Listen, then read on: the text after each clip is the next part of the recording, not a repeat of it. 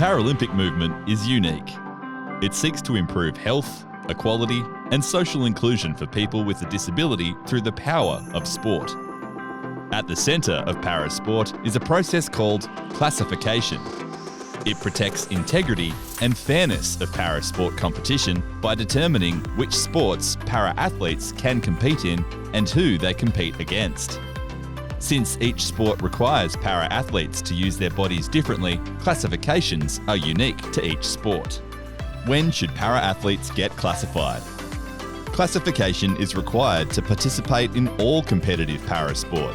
Unless playing only at an introductory or social level, all para-athletes must obtain a classification to compete in their chosen sport.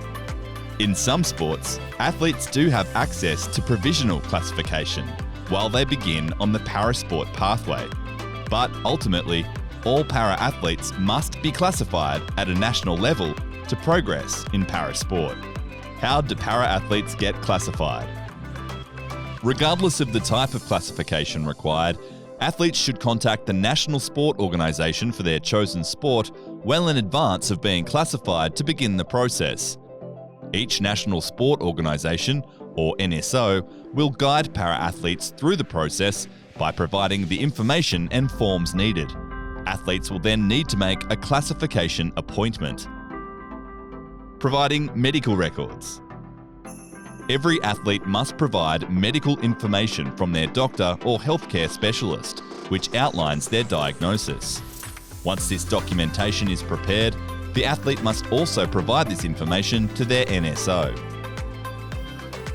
What do para-athletes take to classification?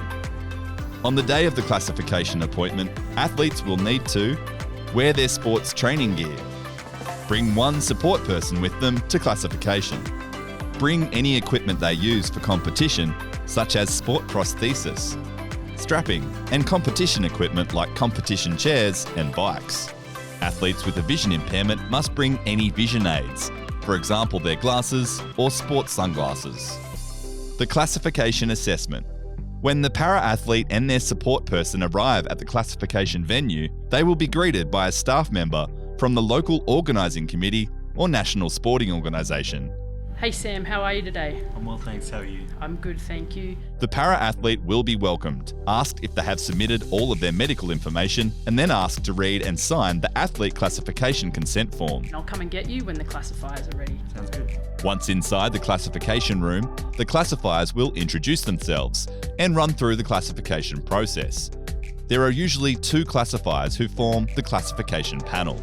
The classifiers will ask questions of the athlete about their sport, their impairment and medical history.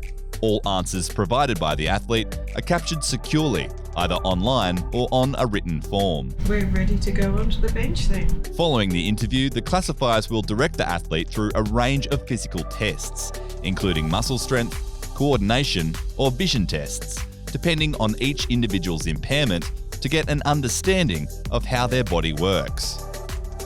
Following the physical assessment, athletes with a physical impairment are often required to do a technical assessment, demonstrating some training activities or movements in their sport. All right, Sam, we're going to do a couple of things out on the track here today. Not all sports require a technical classification, but for those that do, including athletics, swimming, triathlon, table tennis, rowing, and cycling, classifiers will watch closely as the athlete performs some of the technical skills of their events to confirm that what they are observing aligns with the physical testing conducted earlier.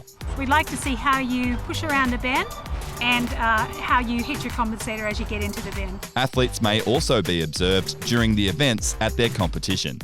Each classification will generally take 30 minutes to 1 hour. During the classification process, integrity is paramount.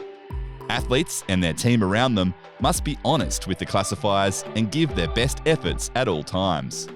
Like doping in sport, there are serious consequences for those who don't abide by the classification rules. Thanks, Sam. That was really great, and we really appreciate you giving your best effort out there today. So if you can just hop out of your track chair and back into your day chair, and we'll meet you back in the room and deliver your outcomes for your classification. Great, thank you.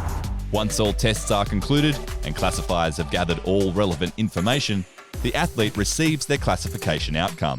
We've compared what you've done today against our classification rules, and we believe you fit really nicely into the T54 class. Classifiers will allocate a sport-specific class, such as T54 in para-athletics or 4.0 in wheelchair basketball, and will explain the reason for the decision before providing the athlete and their support person with an opportunity to ask any questions. Have you got any questions? No, that sounds great. Mert, have you got any questions? All good. Correct.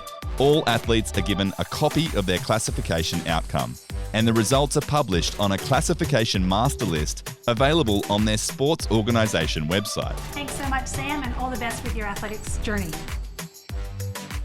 For more information about classification or to find out how to get classified in your sport, visit paralympic.org.au.